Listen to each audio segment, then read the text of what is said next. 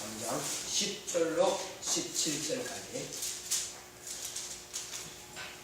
온도가 떨어지면 올려서 좀 따뜻하게 좀 해주세요. 그래서 앉아서 여러분들이 불편하지 않도록. 누가복음 13장 10절로 17절.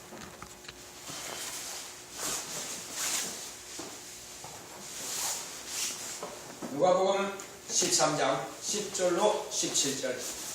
안식일에 한 회당에서 가르치실 때에 18년 동안을 귀신 들려 앓으며 오그라져 조금도 펴지 못하는 한 여자가 있더라.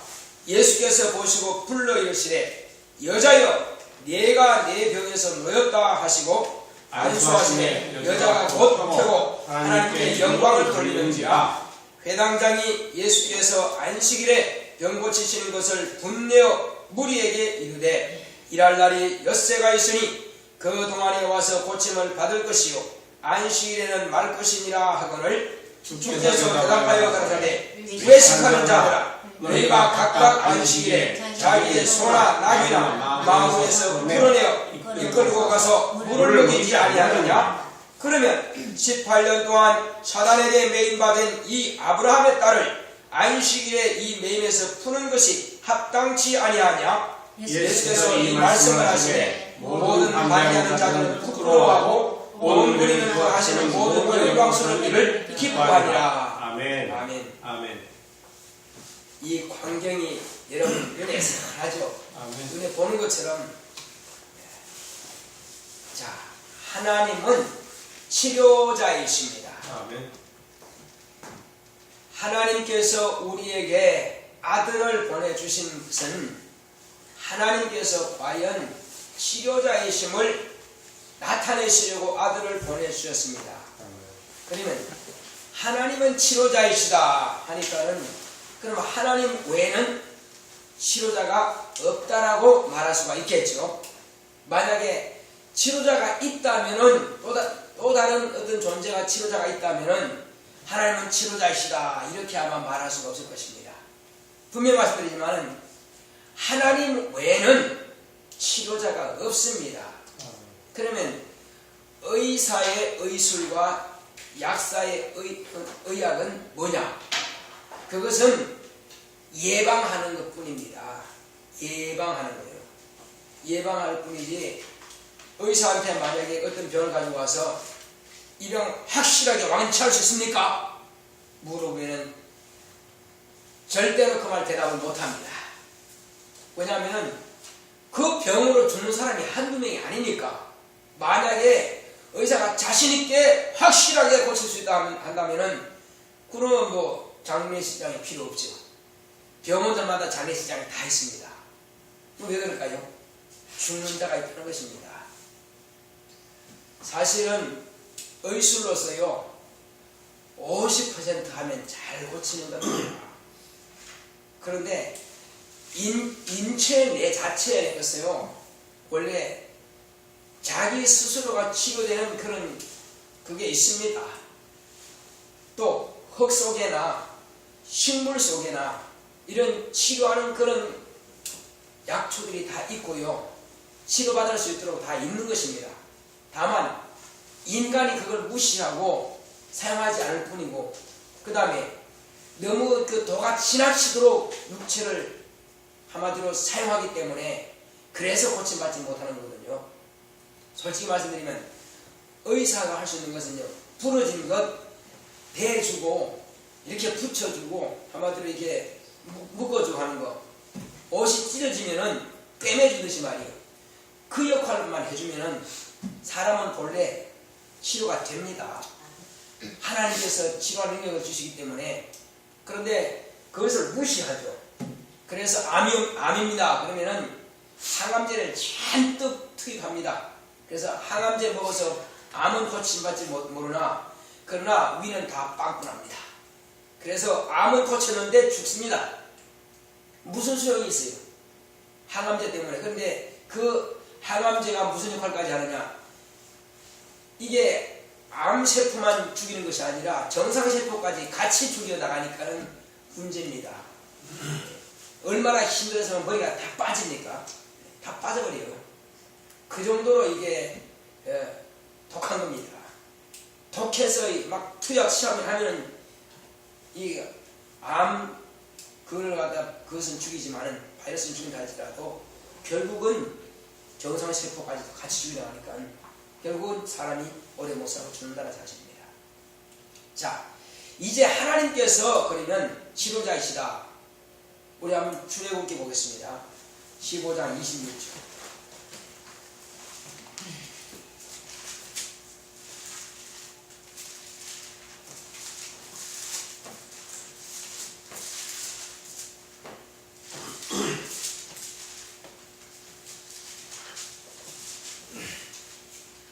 출애굽기 15장 26절 시작. 가라사대 너희가 너희 하나님 나 여호와를 청축하고 나의 보기에 의를 행하며 내 계명에 귀를 기울이며 내 모든 규례를 지키면 내가 애국 사람에게 내린 모든 죄 중에 하나도 너희에게 지지 아니하리니 나는 너희를 시험하는 여호와이니라. 아멘. 아멘. 요렇게 하지 않는다면요, 계명을 지키지 않는다면은 애굽에 내린 모든 저주와 재앙과 질병들이 너희에게 임한다는 것입니다. 아멘. 그게 무슨 뜻일까요? 계명에 따라 순종하면은 복을 택하는 것이고, 계명을 불순종하면은 뭘 택하는 거예요? 저주를 택하는 겁니다. 그러니까 우리가 가만히 보게 되면요, 하나님은 치료자이시다 하면 실제로 그렇게 인정하고요, 믿는 사람은 참 복이 될 것입니다. 저도 이 일을 하면서 이 발목을 삐끗하기도 하고 허리를 삐끗하기도 하고 여기저기 막 다치고 막 깨지고 이렇게 합니다. 뭐 깨진 건 별로 없지만 이렇게 삐끗삐끗 해가지고 아파요. 자, 그러면은 병원에 가보라기도 하고 또 뭐 하기도 하는데, 그런데 솔직히 말씀드리면요, 나의 믿음은 의사의 의술보다, 나의 믿음은 약사의 한마디로 약보다도 하나님 100% 깨끗하게 고치신다는 믿음이 있기 때문에, 그래서 가장 빠르고 가장 완벽하게 완치하시는 분이 바로 하나님인 줄 알기 때문에 안 간다 이겁니다. 그리고 그분께 맡긴다 이거예요. 그래도 아파. 그럼 어떻게 해요? 이제는 쫓아내야지. 뭘 쫓아내요? 저주를 몰아내야지. 먼저는 내가 회개하여 내 자신의 저주부터 몰아내고, 그 다음에 내 자신이 하나님 앞에 범죄한 저주에 대해서 내가 회개하고 사함받음으로 내가 없어졌다, 내 저주는 떠나갔다 이거죠. 그러면 그래도 아프다 이거예요. 그럼 뭐냐? 이건 내 저주요, 남의 저주요. 남의 저주죠. 그럼 남의 저주는 나 외에, 나의 인격, 나 영혼 외에 다른 인격을 내가 쫓아내면 되는 것입니다. 나가라 이거예요. 예수님께서 나의 저주를 담당하셨다. 나는 회개하고 나는 예수를 믿음으로 죄사함 받은 자다 주장하는 거예요. 나는 하나님의 의를 힘입고 나는 말씀 따라 순종하고 말씀에 의지함으로써 내 저주는 떠났다. 그럼 너는 누구냐? 이 통증을 일으키게 하고 아프게 하는 너는 누구냐? 너 이 통증을 가지고 있는 저주야. 내서 떠나라! 명령하는 것입니다. 누구든 상관없어. 너는 떠나라. 이건 네 것이지 내 것이 아니다. 내가 아픈 것이 아니라 네가 아픈 건데 다만 내 신경과 내 육체를 네가 사용하고 있구나. 나는 예수께서 피값으로 나를 사셨고 그 채찍에 맞음으로 내 몸도 치료하셨는데 내 모든 것을 다 그분이 사셨고 나는 이제 그분 것인데 네가 무엇인데 내 속에 들어와서 이렇게 방해하느냐. 너는 불법자가 떠나라! 명령하는 것입니다. 그러면 나가야 됩니다. 나가게 돼 있어요. 그러면 나가니까 통증이 사라지는 겁니다. 나는 아픈 통증을 의존하는 것이 아니라 의식하는 것이 아니라 아픔이 있든 통증이 있든 말든 이놈만 나가면 해결은 된다는 것을 내가 인정한다 이거예요.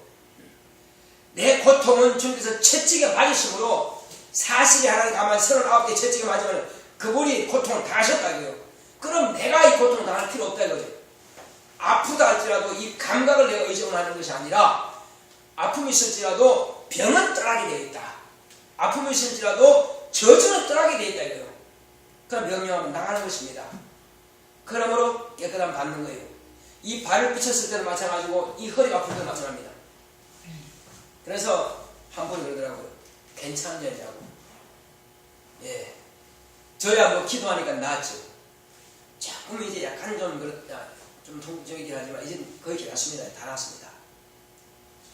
그런데 다행히 허리가 아프고 싶다고 그러시더라고요. 예, 누군지는 말씀 안 드리겠습니다. 그래서 그러면 나는 이렇게 믿음으로 고치지만 당신은 내가 잘 아는 어떤 교회 장로님이신데 그 장로님은 이게 만져가지고 고치신 분이 있다. 그냥 간단히 고만 많이 줬습니다. 어쨌든요. 위골된 뼈라 할지라도 하나님께서 치료하신다면 고칠 수 있습니다. 할렐루야. 네. 우리는 무엇이든지 다 가능하다는 것을 우리가 인정해야 됩니다. 무엇이든지 하나님께서 손이 대시면 다 가능합니다. 제가 덕정 수양관에 기도원이죠.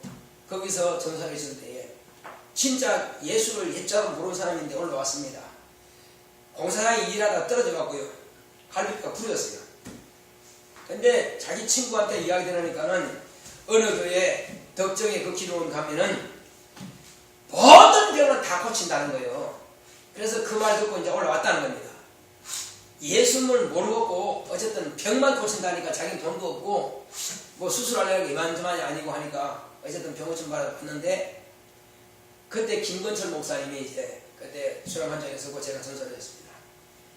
근데 하루는 목사님 좀 수심이 있으시면서 걱정하시더라고요. 내 정신 맛도 없다 야 하면서 왜 그러시냐고 그러니까는 진짜 고민된다는 거예요. 왜 그러시냐고 말씀해 보시라니까 사실은 예수 믿으러 온 것도 아니고 예수 믿는 사람도 아니고 공사장에서 일하는 인부인데 지금 갈비뼈 부러져가지고 올라왔다. 뭐 다른 어떤 병도 아니고 갈비뼈 부러져 왔는데 그 친구가 하는 말이 그 교회에 그 기도원 거기 가게 되면은 무슨 병이든지 다 고친다 하더라 해서 올라왔다는 거예요. 그러면 만약에 이 사람이 고침받지 않고 내려간다면은 하나님이 없다 할 것이고 그 다음에 그 기도는 무능한 기도는 거짓말이 될 수밖에 없는데 이게 참 어떻게 하면 나는 다른 기도 하나 나오고 그 사람만 기도가 안 나온다는 거예요. 어쨌든 고치긴 고쳐야 되는데 안 고치면 이 사람은 다시는 예수 안 믿을 것이고 다시는 기도를 오지 않고 그냥 교회는 거짓말 할 텐데 어떻게 하면 좋겠냐고. 목사님 기도하시면 어떻게 하십니까? 기도하시면 하나님께서 하실 것입니다. 그렇게 해서 목사님 그 사람들을 번민하면서 기도하시더라고요. 그래서 수요일날인가 하루는 축사를 하는 거예요. 그래 처음에는 회개시키고 근데 그 사람은 내가 월요일부터 다 보니까요 뭐 하냐면은 그냥 둥그란 이렇게 기둥이 있어요. 그 기둥에다 방석 3개를 뒤에 대고 5개를 밑에 깔고 방석 이만큼 두고 있습니다. 딱딱해요. 근데 이렇게 팔짱을 딱 끼고는 그냥 고개 푹 숙이고 가만히 있는 거예요. 그냥 선벽도 안 치고 기도도 안 하고 찬송도 안 하고 아무것도 안 해. 설교 들을 때나 아무 때나 그냥 이렇게 가만히 있어요. 그래서 그날 이제 또 하길래 목사님 도대체 그 양반 누굽니까? 혹시 목사님 아십니까? 바로 그 양반 때문이다 내가. 그 양반이다. 그래 배전도사 같으면은 갈비가 뼈가 부러졌는데 이게 성경이 70을 깨느냐고 소리지르 기도하겠냐고. 당연히 안 되지. 아 그걸 내가 몰랐으니까 그게 몰랐으니까 그러죠. 알았으면 내가 왜 안 하죠. 저 사람 왜 올라왔나. 기도도 안 하고 찬송도 안 하고 왜 올라왔나 했는데 바로 그분이군요. 예. 그러면 기도하면 되죠. 하나님께서 함께 하시니까 하면서 그 기도했습니다. 저는 다른 사람 축사하고 있는데 목사님 다 축사하고 나서 이제 마지막으로 가는 사람 축사하는 거예요. 처음에 축사는 그냥 푸시시가 않더라고요. 몇 분 하더니 뒤로 꽉당 하고 나가 떨어지는 거예요. 다리가 그냥 번쩍 떨리면서 그냥 한마디로 나르다시피 뒤로 그냥 떨어지는 거예요. 그러더니 이제 목사님께서 이제 안수하는 거예요. 이제 안수하면서 이제 우는 거예요. 이제 눈물을 우는 거예요. 그 사람이 그 나중에 이제 간증하라 했더니 목사님께서 이 축사하고 안수하시는데 여기가 막 뜨겁다는 거예요. 엄청 뜨겁다는 거예요. 근데 그렇게 불 붙이니 막 뜨거우는데 이제는 시원하게 통증이 하나도 없다는 거예요. 할렐루야. 통증이 하나도 없다는 거예요. 그래서 그런 은혜 받았으니까 그때 목요일까지 되는 거 아마 그럴 거예요. 내일 낮이만 끝나니까 이제 내일 마지막 날까지 은혜 받고 가시라고 했는데 끝나고 나서 이제 내가 밑에 내려가면 사무실 옆에 화장실이 있어요. 화장실 옆에 전화기가 2개가 있는데 그 이제 그 얼마나 급했는지 전화기 붙은 거 아들아 나다 하시더라고. 그 양반이요. 말도 잘해 이제는. 아들아 나다. 언제 오시냐고 그러게. 아빠 다 나왔다. 이제 곧 내려갈게 하더니 점심 먹고 일어나서 내가 없어요. 그러니까 자기 입으로 다 나왔다는 거예요. 붙은 겁니다. 일반적으로 그냥 가만히 자연치료를 할지라도 갈비 부러지면요 며칠 걸리거든요. 근데 순간에 고치고 내려가는 겁니다. 그래서 덕정 거기서 이제 기도원에서 제가 전도할 때에 뭐라고 썼냐면은 부러진 갈비뼈도 붙습니다. 그게 타이틀이요. 왜? 실제니까 내가 거짓말하는 거 아니까. 그게 A4지에다가 만들어가지고 이제 그걸 뿌리는 거예요, 이렇게. 실제로. 아마 덕정 가면, 그 기도원 가면, 그래서 우리처럼 양식을 이렇게 잘 모아놓은지 모르겠지만은, 자료 모아, 그때 아마 자료가 있으면은 실제로 볼 수 있을 것입니다. 정말로 하나님은요, 갈비뼈도 부러진 거 그냥 붙여버리는 거예요. 순식간에 붙여요. 시간 걸리지 않습니다. 다만, 믿음의 역사예요. 목사님들 그렇게 고민하고 고민하는 그 기도를 하나님께서 들으신 겁니다. 할렐루야. 네. 실제로 환자를 고치려고 하면은 목사가 그냥 번민하면서 막 고민하면서 어떻게든지 고치려고 한다면은 고칩니다. 실제로 고칩니다. 목사가 고치는 게 아니고 누가 고치게 하십니까? 하나님께서 고치는 그런 힘을 주신다 이거예요. 이제 예수님 이후부터는요, 누구든지 병 고칠 마음이 있으면, 믿음이 있으면, 그렇게 기도하면 고칠 능력이 있습니다. 특별한 사람에게만 순종 주시는 것이 아니라 믿음만 있으면 된다 이겁니다. 그래서 이제 전에는 제가 그랬어요. 남의 병은 잘 고쳤거든요. 안수하고 축사하면서 고쳤어요. 근데 내 병은 잘 안 났더라고요. 근데 참 신기하다. 어떻게 하는. 근데 요즘은 내 병은 잘 고쳐요. 기도하면 낫는다 이겁니다. 그래서 먼저는 자기 병도 자기 고칠 수 있어야 되고 그게 신유요. 남의 병도 고칠 수 있어야 되고 그게 신유라니까요. 그러니까 그래서 처음 나온 사람들은 그 사람들에게는 말씀이 없으면 또 안 됩니다. 그냥 한마디로 무슨 무당 주사듯이 그런 식으로 해서는 안 되거든요. 요행이 고칠 받으면 말고. 그래서 우리는 확실하게 100% 고칠 수 있다고 하는 것을 말씀을 가르쳐 주어서 그 사람이 그 말씀을 받아들여서 그러면 그가 믿을 때에 안수하면 그냥 고치거든요. 그건 뭐 요행도 아니고 이상한 것도 아니고 특별한 것도 아니에요. 왜? 하나님은 살아 계시기 때문에 이게 100% 가능한 일이라 이겁니다. 안 믿으니까 안 될 뿐이지. 교회는 문턱을 반들반들 달면서 하는지라도요, 이 말씀을 믿지 않으면 고침받지 못한다는 사실입니다.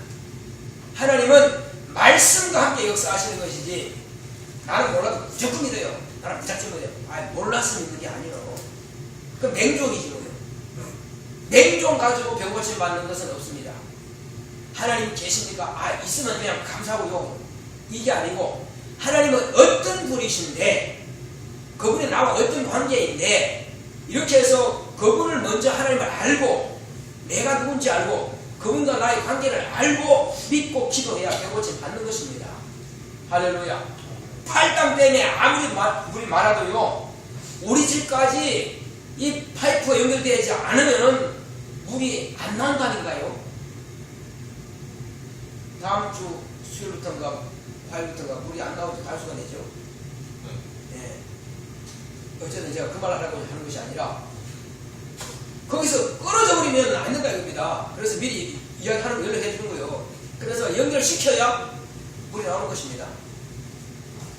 하나님과 나 사이는 내가 어떻게 하면 하나님 아버지와 나 사이에 이 연결의 통로가 이루어져 가지고 내게 있는 병이 낫느냐 이겁니다. 내게 있는 가난이 떠나가느냐 이거죠. 내게 있는 번민이 근심이 떠나가느냐 이거예요. 그러니까 하나님 아버지와 나 사이에 뭐가 필요합니까? 연결고리가 연결이 필요합니다. 연결. 이걸 중보라고 합니다. 연결. 이 연결을 누가 하는 거예요? 예수님께서 연결해 주시는 분이에요. 하나님 아버지와 나 사이에 예수님께서 계심으로 같이 연결되는 것입니다. 예수님 빠지면은 아무리 하나님 아버지께서 내게 주실라도 나는 받을 길이 없는 것입니다. 반드시 연결고리가 연결돼야 됩니다. 자, 이제 이 병에 대해서 우리가 안다면은 먼저 하나님은 어떤 분이라고요? 치료하시는 분이라고 그랬죠. 구약 성경에 아사라고 하는 왕이 있습니다. 아사왕. 역대하 16장 12절에 나오는데 이 아사왕은 어떤 사람입니까? 병이 걸렸습니다. 그래서 침상에 있으면서 거기에 다 신앙이 있거든요. 구약에는 누구 어떤 하나님? 여호와 하나님이죠. 여호와 하나님을 의존하고 그분께 기도하면 됩니다. 그런데 기도하지 않고 의사를 부른 겁니다. 주치의가 있겠지. 의사를 불러가지고 내 병 낫게 한다 마라. 아무리 해도 하나님께서 한 번 딱 닫아버리면 끝나는 겁니다. 아사 왕은 선지자를 통해서 너는 침상에서 내려오지 못하리라. 이스라엘에 하나님이 안 계셔서 네가 의수를 의지했느냐? 너는 치료하지 못한다. 죽었어. 자, 그런데 히스기야는 어떻습니까?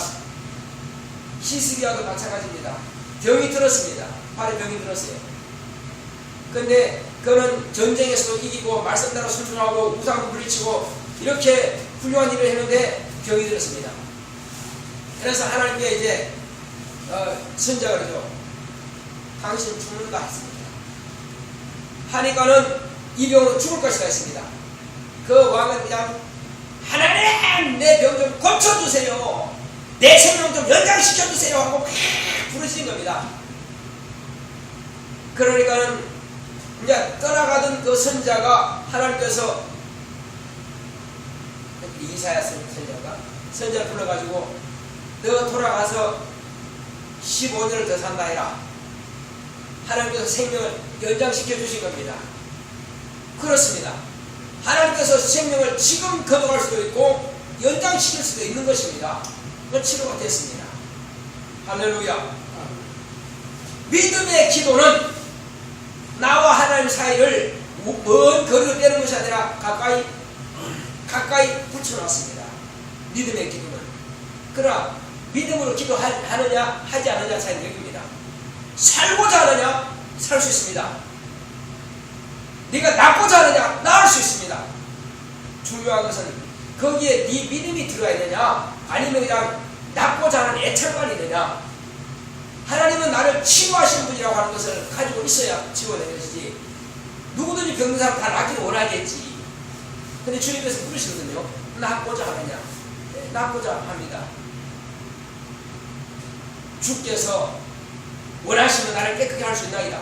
문둥병자가 이렇게 고백합니다. 그러면 문둥병자가 그래. 네 믿음대로 되라. 명령하시는 겁니다.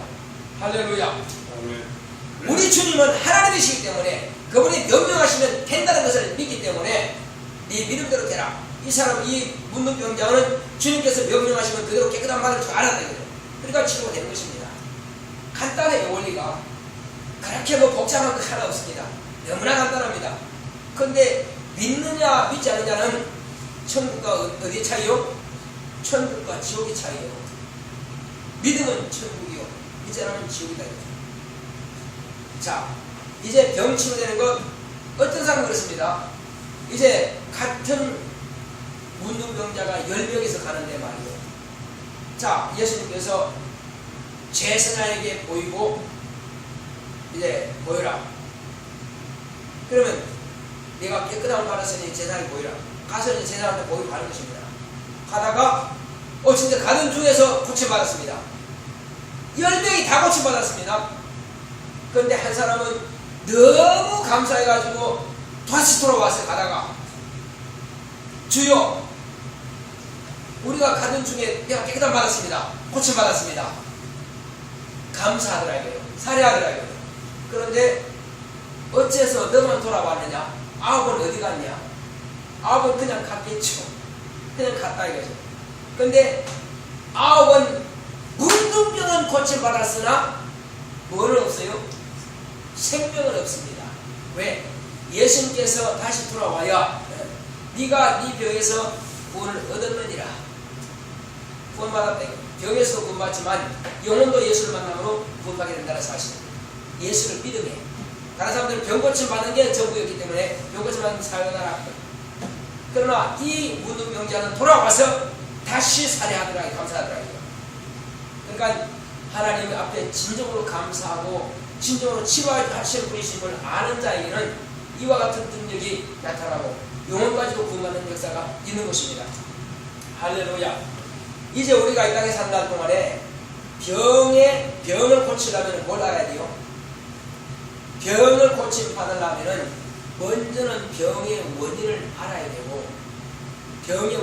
되고 그 다음에 이 병을 이기는 능력을 알아야 됩니다. 아무리 병 고침 받고 싶어도 병의 원인을 모른다면 고칠 수가 없습니다. 그래서 병원에가 뭘 하죠? 제일 먼저 하는 게 뭐예요? 그냥 쎄버립니까 이렇게? 문진이라고 하는 것입니다. 어디가 아프십니까? 머리가 아프냐? 이가 아프냐? 위가 아프냐? 아니면 항문이 아프냐? 그러면 어디 아프다 하면 이제 그쪽으로 가는 거예요. 근데 몰라요. 그냥 아파요. 그냥 이래가지고는 고치지 못합니다. 그래서 어디가 아프다 하면 그 아픈 부위를 이제 엑스레이 찍기도 하고 또 피를 모아서 알아보기도 하고 다 하는 겁니다. 마찬가지입니다. 일단은 병을 고치려면 뭘 알아야 돼요? 그렇죠. 이제 병의 원인을 알아야 되고 이 사람이 위가 나쁘다. 그러면 식습관이 잘못되느냐? 아니면 알코올 중독이냐? 아니면 뭘 다른 걸 먹었느냐? 다 이거 알아보는 거예요. 그리고 병의 원인을 알아보는 겁니다. 그러나 우리 영적으로 알아보는 거죠. 병의 원인을 알고 병의 원인을 알았으면 이제 이 사람이 과연 의사들은 째기도 하고 약을 주기도 하지만은 우리는 이제 무엇으로 이 병을 이길 수 있느냐? 병을 이기는 능력을 우리가 알아야 됩니다. 두 가지 알아야 됩니다. 첫째 뭐 한다고요? 병의 원인을 알아야 치료가 가능하고 병을 이기는 힘이 무엇인지를 알아야 병을 퇴치할 수 있다는 것입니다. 그러니까 의사들이 가지고 있는 의술과 그 다음에 이제 하나님께서 하시는 그 말씀과는 차원이 좀 다르죠. 치료는 같지만은 그러나 차원은 다릅니다. 의사들은 100% 고칠 자신 있습니다. 한 사람은 없다는 거예요. 다만 해보겠습니다. 그 대답이 전부라고요. 뭐냐면 하다가 안 될 수도 있기 때문에 그런 겁니다. 그러나 하나님 뭐 하십니까? 하나님은 치료자다. 이렇게 해놓고 확실하게 확증적으로 말씀하신다는 겁니다. 하나님은 0.001% 빠지는 거 하지 않고 100% 완벽하게 치료하십니다. 이 세상에는 말이에요. 생명과 복만이 있으면 얼마나 좋겠어요. 근데 뭐까지 있어요? 죽음과 저주까지가 있다는 겁니다. 그래서 이 네 가지 생사화복은 인간에게 다 있다. 그런데 사람들은 다 복을 원하지만 복이 갑니까? 몰라서 복을 못 받는다 이겁니다. 오래 살기를 원하지만 영원히 사는 능력은 없다는 사실입니다. 그러나 저와 여러분들은 영원히 사는 것도 알고 복을 받는 것도 안다는 사실입니다. 자, 그러므로 이제 복을 받기를 원한다면 성경에 기록된 말씀을 우리가 알아야겠죠. 보겠습니다. 신명기 30장 15절에서 16절.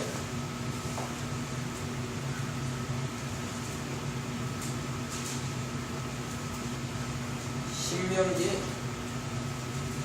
30장 민수기 뒤에 있죠. 15절 16절. 자, 시작. 보라, 내가 오늘날 생명과 복과 사망과 화를 내 앞에 두었나니 곧 내가 오늘날 너를 명하여 내 하나님 여호와를 사랑하고 그 모든 길로 행하며 그 명령과 규례와 법도를 지키라 하는 것이라. 그리하면 내가 선전하며 번성할 것이고 또 내 하나님 여호와께서 내가 가서 얻을 땅에서 내게 복을 주실 것이니라. 아멘. 그러니까는 하나님께서는 뭘 주셨다고요? 오늘날 생명과 복과 사망과 화를 내 앞에 두었다. 그러니까는 너는 생명과 뭘 택하라? 복을 택하라. 이것은 내 권리입니다. 내가 생명과 복을 택할 수도 있고 택하지 않을 수도 있고, 이거는 내 권리예요. 이건 하나님께서 이런 권리를 강제성을 띠지 않습니다. 그건 네 자유롭게 네가 복을 받기 원하면 복을 택하고 생명을 깨워야 생명을 택하라는 것입니다. 근데 오늘날 사람들이 그렇게 합니까? 아무리 전도자들이 말을 해도 그건 뭐 당신의 종교니까 그렇게 하고 나는 뭐 천국 가든 지옥 가든 망국 가든 알아서 하겠다고 그렇게 해서 그냥 무시해버립니다. 무시하니까 결국은 그 사람 뭘 택하는 결과가 됩니까? 사망과 저주를 택하는 결과가 되는 것입니다. 왜? 하나님께서는 모든 사람에게, 모든 인류에게 다 공평하게 이 복음을 전파하셨고 공평하게 다 듣게 하셨으나, 그러나 스스로가 자기가 악하고 자기가 자존심이 강하고 자기가 교만해서 이 말씀을 받아들이지 아니함으로 스스로가 뭘 택한다고요? 사망과 화, 곧 저주를 택한 바가 될 것입니다. 또 한번 보겠습니다. 19절과 20절 보겠습니다. 신명기 3장 19절 20절. 시작. 내가 오늘날 천지를 불러서 너희에게 증거를 삼노라. 내가 생명과 사망과 복과 저주를 내 앞에 두었은즉 너와 내 자손이 살기 위하여 생명을 택하고 내 하나님 여호와를 사랑하고 그 말씀을 순종하며 또 그에게 부종하라.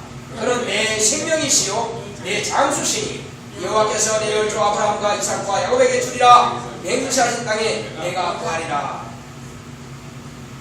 자, 이 말씀은 뭐냐면은 이스라엘 백성들, 택한 백성들에게 하나님의 계명을 지키고 그 말씀 앞에 이렇게 엎드리라 이거요. 엎드립니다. 하나님의 말씀은 내게 맞습니다. 그 말씀은 내게 생명입니다 하고 엎드리라 해요. 그렇게 한다면은 너와 내 자손이 곧 생명과 뭘 택하라? 생명을 택하고 살기 위해서 생명을 택하라. 너와 내 자손이 살기 위해서 생명을 택하라. 자, 그리고 하나님을 사랑하고 그 말씀을 순종하면은, 그에게 복종하면은 내 생명이다. 하나님은 내 생명이다. 그리고 너의 장수다. 생명을 택한 사람, 하나님 말씀을 택하는 자는 그가 영생을 얻을 것이고, 그리고 그는 장수 오래 살 것이다 이겁니다. 자, 그러나 여기 또 그 다음에 말이죠. 이 아브라함과 이삭과 야곱에게 주리라고 맹세한 땅, 여기는 지금 택한 백성 이스라엘, 곧 어디를 말합니까? 가나안을 지금 말합니다. 이 신명에 기록된 이 약속들, 아브라함 자손들, 야곱의 자손들 이스라엘은 가나안에 들어갈 것이다 그 말이에요. 그러나 이제 이건 여호와 하나님께서 하신 약속이고 예수님께서 하신 약속이 뭡니까? 침례 요한 이후부터는 천국은 침노하는 자가 들어갈까 했습니다. 곧 침례 요한 이후부터 하나님의 아들 예수로부터 말씀을 받은 자들은 저 하늘나라에 들어간다는 것입니다. 그 약속이에요. 그러니까 차원이 엄청나게 다르죠. 유대인들, 곧 이스라엘 자손들이 여호와 하나님의 말씀을 정죄하고 그 말씀을 따른 사람들은 지금 아브라함이 가 있는 곳에 가 있습니다. 갑니다. 그러나 침례요한 이후부터는, 이전까지는 그런가 됩니다. 이후부터는 이방인이든 헬라인이든 유대인이든 상관없이 하늘나라는 침노하지 아니면 못 들어간답니다. 하늘나라 침노하는 자만 들어간다는 것입니다. 그러니까 그때처럼 그 이전처럼 말이에요. 침례요한 이전처럼 이스라엘 백성들이 그렇게 해서는 못 간다는 것입니다. 왜? 모세가 하나님께서 나와 같은 선자를 앞으로 너에게 주실 터인데 그 선자의 말을 듣지 않으면 너희는 망한다 이렇게 했거든요. 그러니까 침례요한 이전까지, 그러나 침례요한 이후부터는 바로 나와 같은 선자가 뭐냐? 율법은 모세로 말미암아 온 것이요, 은혜와 진리를 누구부터 온다고요? 예수로부터 온 것입니다.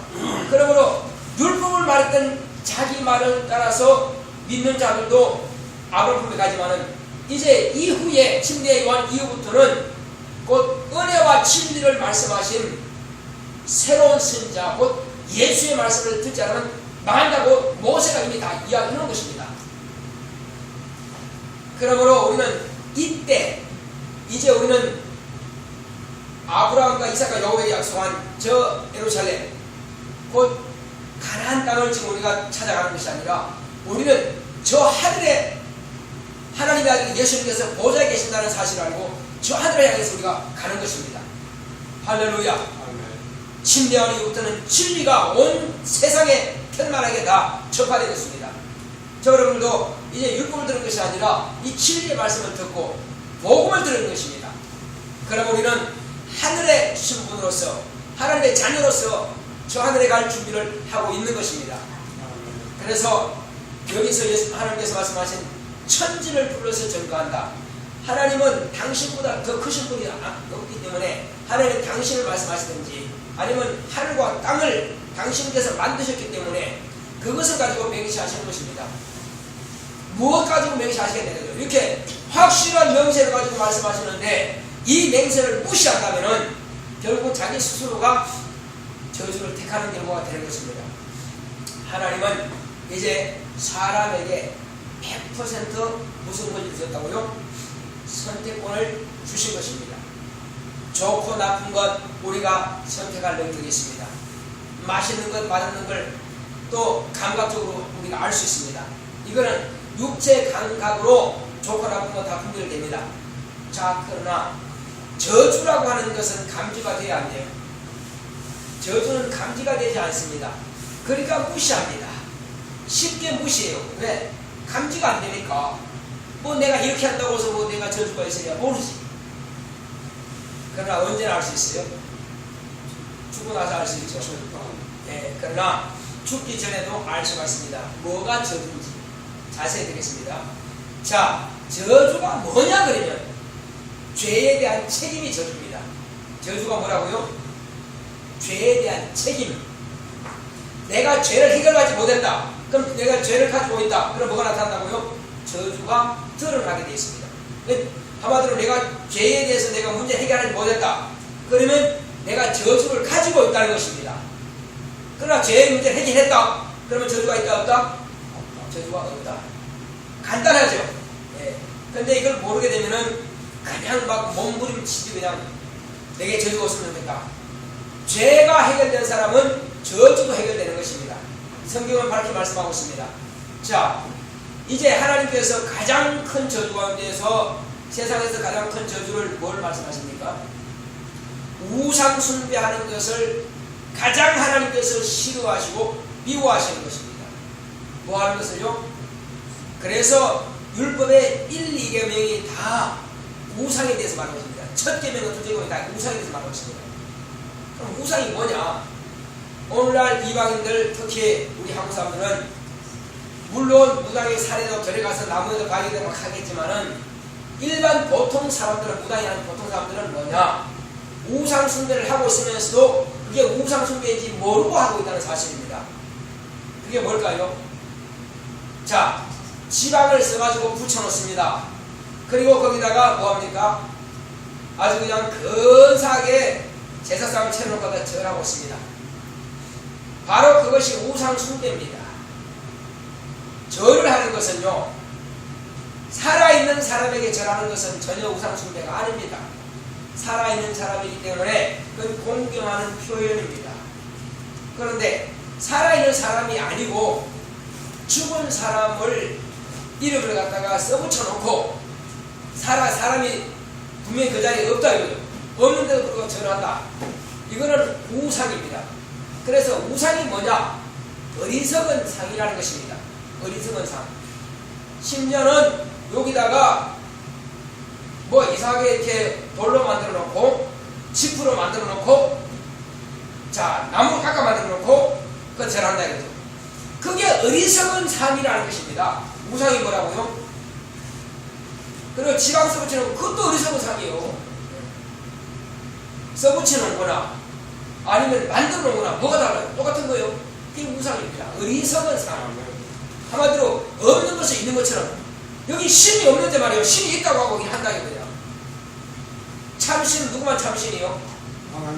하나님만이 참신인데 한마디로 사람이 자기 스스로가 나무를 깎아 만들어놓고 망치로 치고 또 이렇게 해놓고 이렇게 만들어 씌워놓고는 그 우상 스스로 못 서 있습니다. 그래서 철사로 빗구름 해놓고 이렇게 해놓고는 거기다 절한다고 합니다. 얼마나 답답한 것이냐 이거죠. 하나님을 잃어버리니까 우상에게 절한다는 것입니다. 이것이 뭐라고요? 이것이 죄라는 것입니다. 죄가 뭐라고요? 우상 숭배가 죄입니다.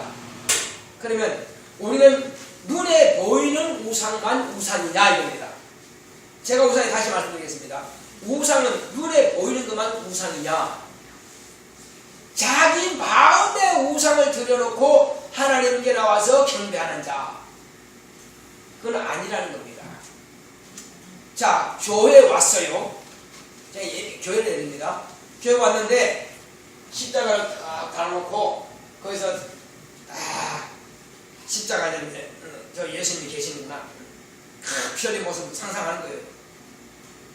이게 마음의 우상입니다. 인자는 지금 어디 계십니까? 하나님 보좌에 계십니다. 그런데 여전히 2000년 전에 예수님, 피 흘리는 예수님만 여기다 매달아놓고 있습니다. 왜 거기다 매달아? 그 상상하고 있어요. 이게 마음이 우상을 듣는 것입니다. 그래서 아예 우리는 없애버린 겁니다. 이거 있으면 맨날 그 앞에다가 우상 숭배하니까 십자가 앞에다가 2000년 전에 피 흘리시는 예수만 상상하고 있어요. 우리는 이미 피 흘린 것은 사실이고 그 보혈의 공로가 내 안에 있음을 우리가 믿음으로 인정하면 되는 것입니다. 그 앞에다가 이렇게 안 해도 돼요. 십자가 앞에 말해서 평안하게 말해요. 그게 아니라는 것입니다. 그러면 무덤도 달아내놔야지. 그러면 무덤도 달아내놔야지.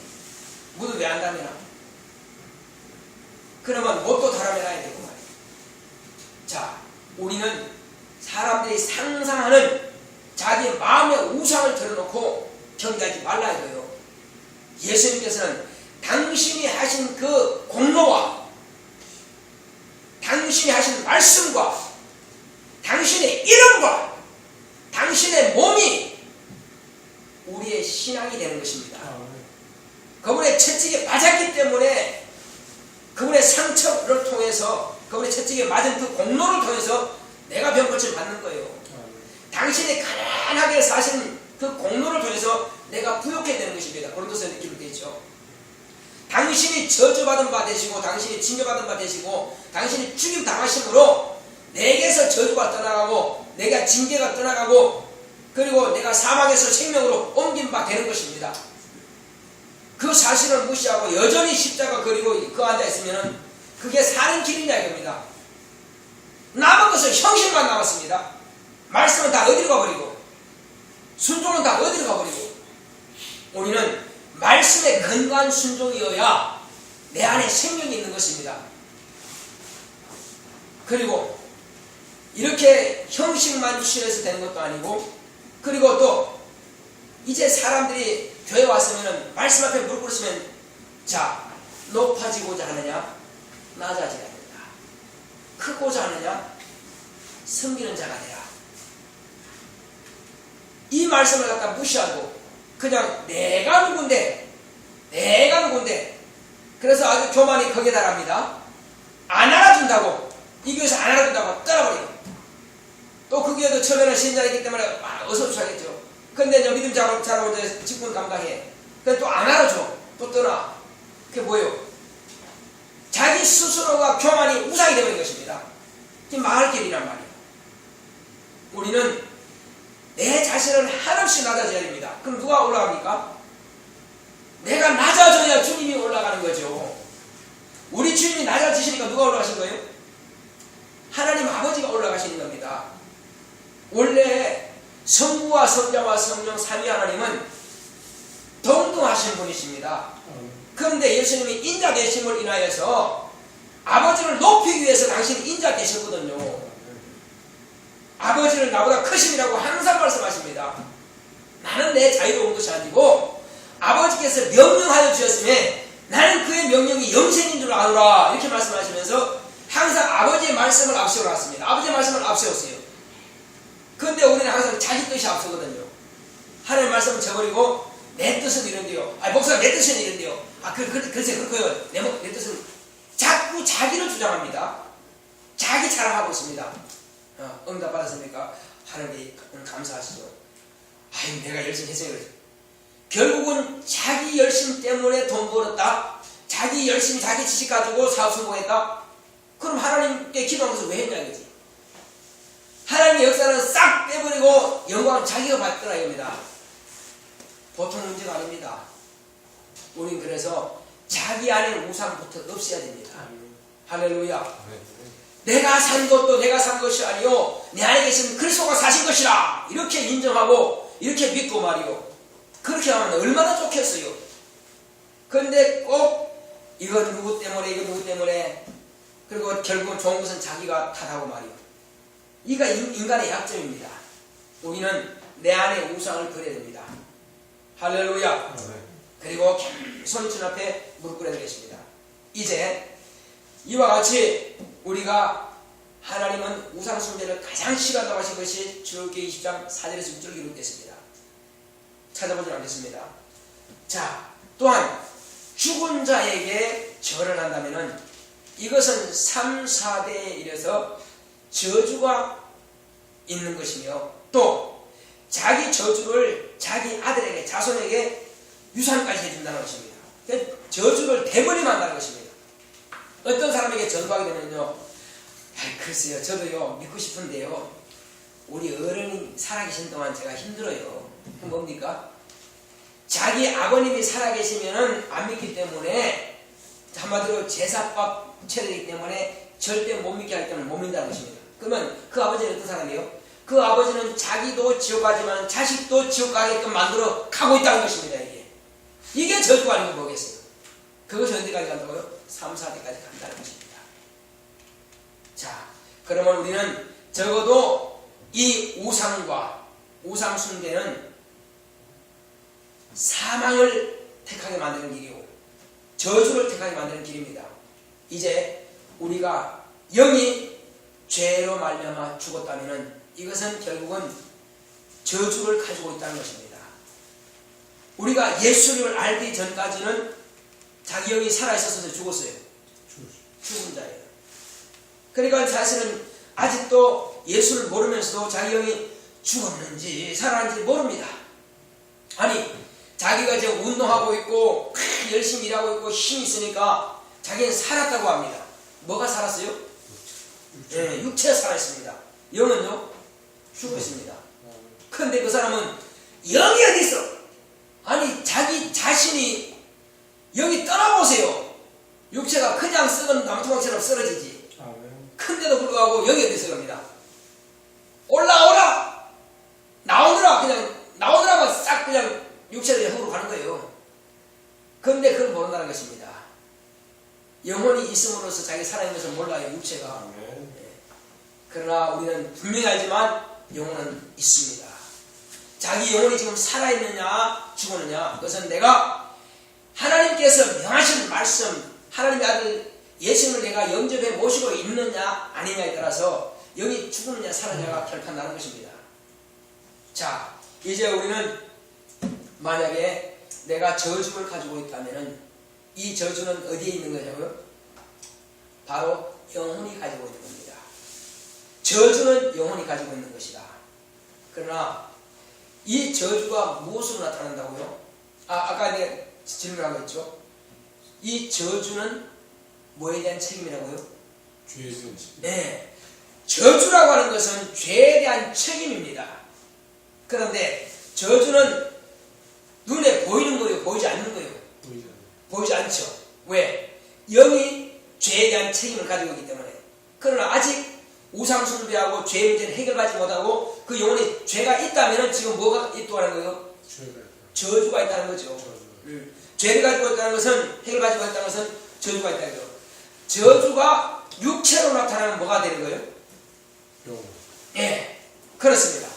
그 죄의 문제가, 그 영혼이 가지고 있는 저주가 육체로 나타날 때는 곧 저주가 병이 되는 것입니다.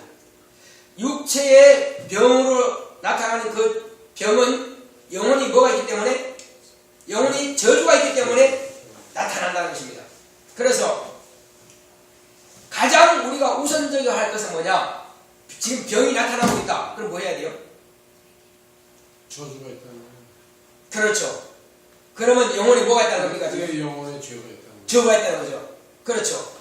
죄에 대한 책임으로서 저주가 나타나니까 그 죄의 문제를 해결해야 되는데요. 해결해야죠. 그래서 회개하는 겁니다. 그래서 나는 죄인이라고 자백하고, 나는 죄인이라고 자백하고, 예수여, 당신께서 십자가에 위해서 죽으신 그 고난을 위해서 내 죄를 가져가셨는데 내가 당신을 믿고 의지합니다. 나는 살려라고 회개함으로써 그 죄가 옮겨지는 것입니다. 할렐루야.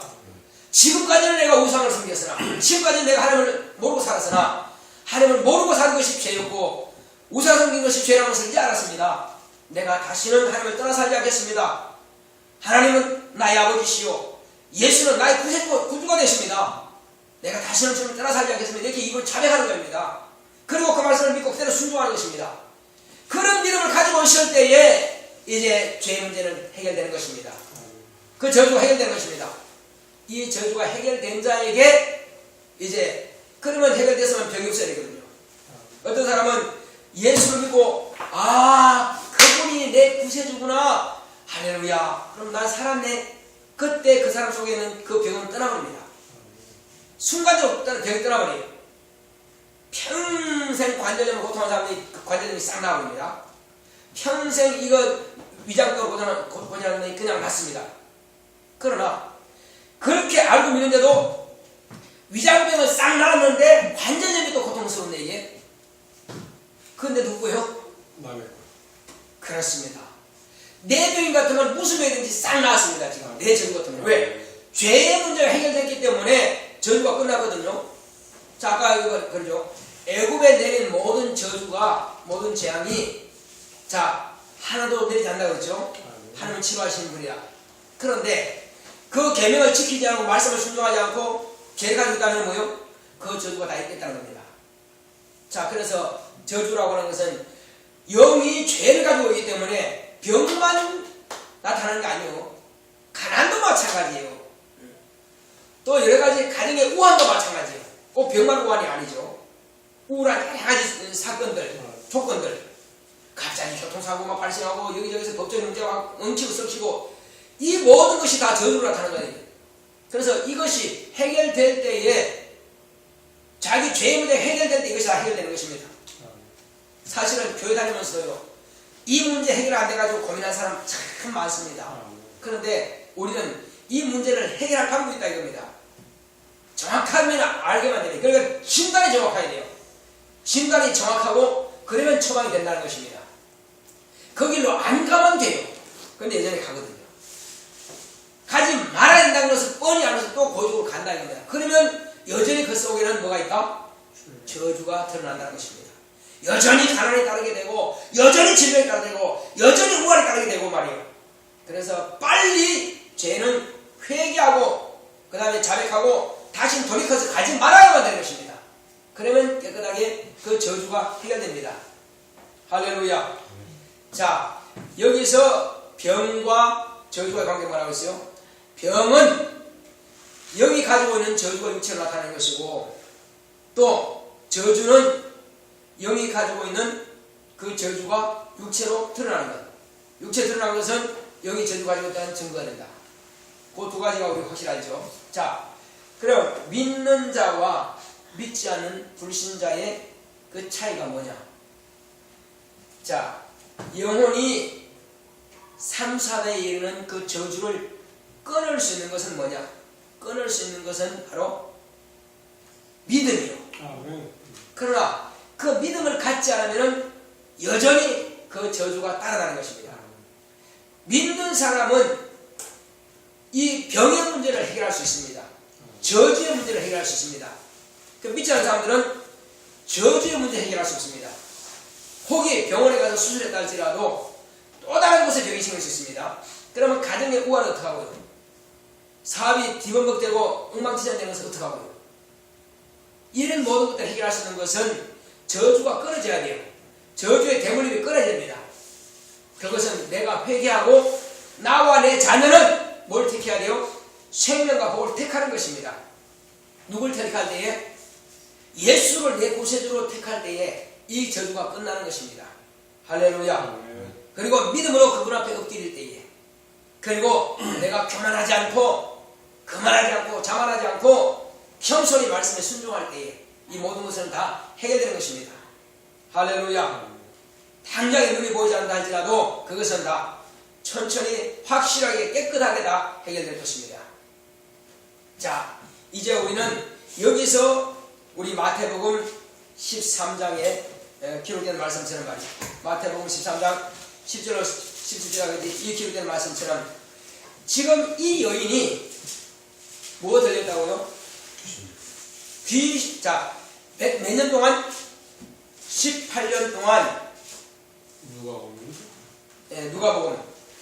누가복음 13장 10절로 17절까지 18년 동안 귀신 들려 앓으며 꼬부라져 몇 년 동안요?